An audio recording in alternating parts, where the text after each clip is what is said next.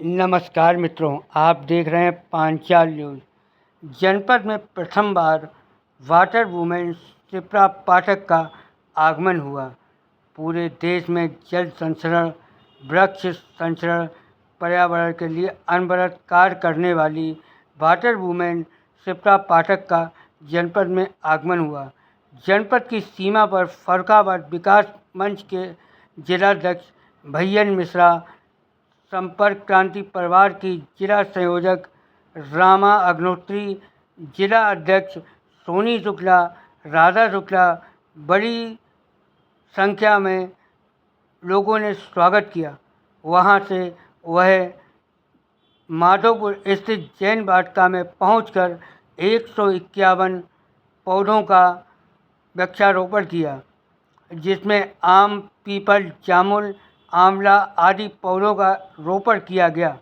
जैन वाटिका में उद्योग व्यापार संगठन के प्रदेश उपाध्यक्ष मोहन अग्रवाल, भैयन मिश्रा, जैन समाज के अध्यक्ष, युवा के अध्यक्ष राहुल जैन, विकास जैन, अमन जैन, वैभव सोमवंशी ने मंच का संचालन किया व साथ में जैन समाज के दीपक जैन, आमोद जैन आदि जैन समाज के लोग उपस्थित रहे।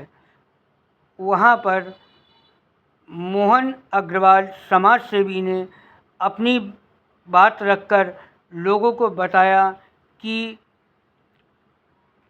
समाज में किस तरह से काम करना चाहिए।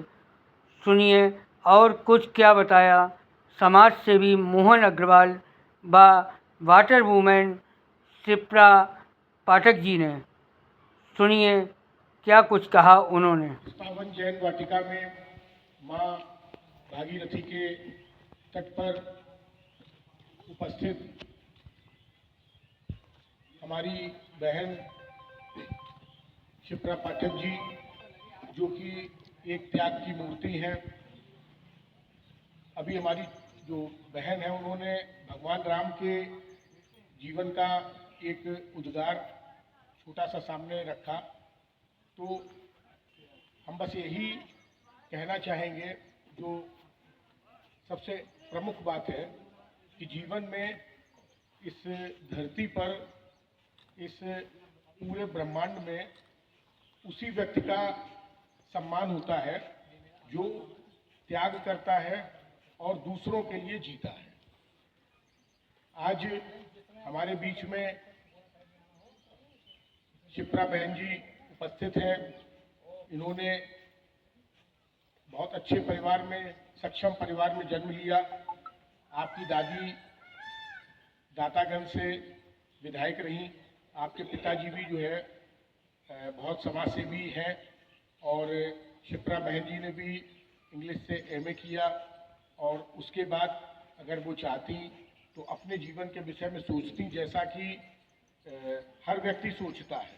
एक आधा लोग होते हैं जो प्रकृति के बारे में सोचते हैं, दूसरों के बारे में सोचते हैं, गरीबों के बारे में सोचते हैं, इस धरती पे रहने वाले जीव जंतुओं के बारे में सोचते हैं। बिरले ही होते हैं, करोड़ों में एक आधा होते हैं। तो ये सौभाग्य है बदायूं की धरती का कि एक ऐसी देवी को जन्म दिया जो आज प्रकृति के बारे में जिनके मन में इतने दृढ़ विचार हैं। और दृढ़ इसलिए कि कोई एक विचार होता है, मन में आया, चीज़ें की, फिर विचार धीरे धीरे करके धूमिल होने लगता है, व्यक्ति उस पथ से हट। माँ गंगा के इस तट को सर्वप्रथम प्रणाम करती हूँ और प्रकृति का मार्ग जो चलते हैं, प्रकृति उन्हें कैसे बुलाती है ये देखिए। क्या हम नियति से ये सुन सकते थे कि किसी दिन एक ऐसा उजाड़ सा स्थल, किसी एक ग्रुप को ये समझ आए कि चलो इसको हरा भरा बनाते हैं और जैन वाटिका के नाम से इसे सुसज्जित करते हैं। और फिर एक प्रकृति को जीने वाली स्त्री वहाँ पहुँचती है और उसी वर्ष गंगा, जो स्थान अपना बहुत वर्ष पहले छोड़ चुकी थी, वापस अपने तट को इसलिए देखने आती है कि जब जब तुम मुझे पुकारोगे और मेरे अनुसार चलोगे, तब तक मैं कल कल बहती हुई तुम्हारे जन्म से लेकर तुम्हारे मोक्ष तक का कारण बनूंगी। बहुत अच्छा। तो ये नदियां बोलती हैं, और अगर हम सुन सकें तो ये हमें संकेत देती हैं। जैसे हम बाढ़ कहते हैं, वो उसके मिलन की, उसकी पीड़ा की वो पुकार है कि वो तट जो मुझसे छूट गए हैं, अगर तुम थोड़ा सा अच्छे ढंग से जियोगे तो मैं पुनः उन तटों पे लौटूंगी। मैं जो कर रही हूँ वो एक शारीरिक क्षमता के परे का कार्य है।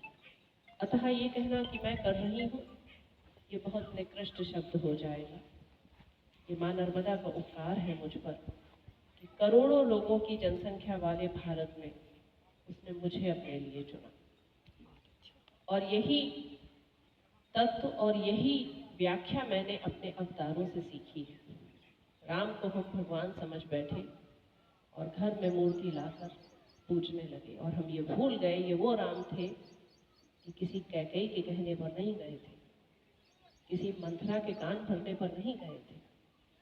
सच तो ये था वो भगवान थे, वो सृष्टि को बदलने की हिम्मत रखते थे। वो गए क्योंकि सिंहासन और वन में उन्हें पता था वन सर्वोपरि। वो गए क्योंकि उस सिंहासन से कहीं ऊपर उन्हें वनवास लगा। वो गए क्योंकि उन्हें शबरी जैसे ऐसे लोगों से मिलना था जो समाज के द्वारा कहीं ना कहीं पीड़ित थे। वो गए क्योंकि उन्हें कुछ ऐसी स्त्रियों से मिलना था जो अहिल्या सी जड़वत हो गई। वो गए उन्हें किसी गिलहरी को सहलाना था। उनके जाने के बहुत कार्य थे, और यही राम से मैंने सीखा। तो कई कई दिन हो जाते हैं जो राम की पूजा भी नहीं कर पाते, कई कई महीने हो जाते हैं राम की प्रतिमा की ओर निहार भी नहीं पाती, कई कई दिन हो जाते हैं मंदिर स्वच्छ भी नहीं हो पाता। पर मैं प्रसन्न हूँ कि राम के दिव्य संदेश पर काम कर रही हूँ, और ये राम का कार्य है।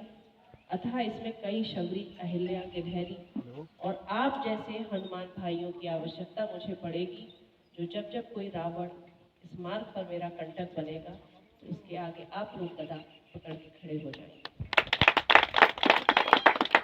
फरकाबाद के इस स्वागत से मैं बहुत अभिभूत हूँ, और कोई स्थान अब अपना नहीं है। जब वसुधैव कुटुंबकम कह दिया तो पूरा भारत अपना है, पूरा राष्ट्र अपना है। मैं चाहती हूँ पूरे भारत में हम जैन वाटिकाएं बनाएं, क्योंकि जैन समाज से जो साधनाएं निकली हैं वो विश्व में और कहीं से नहीं निकली।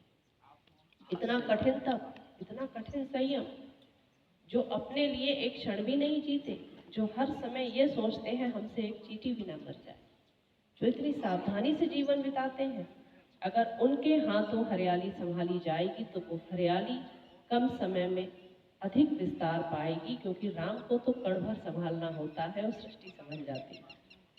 तो बहुत सादर धन्यवाद आप सबका। आपने अपना इस गर्मी में समय दिया, स्नेह दिया, प्रेम दिया, और आगे भी आप सबका ये प्रेम पाना चाहूँगी और बार बार यहाँ आना चाहूँगी, एक ऐसे शहर में जहाँ जाति और बात दोनों नहीं। नर्मदे हर, जय जिनेंद्र।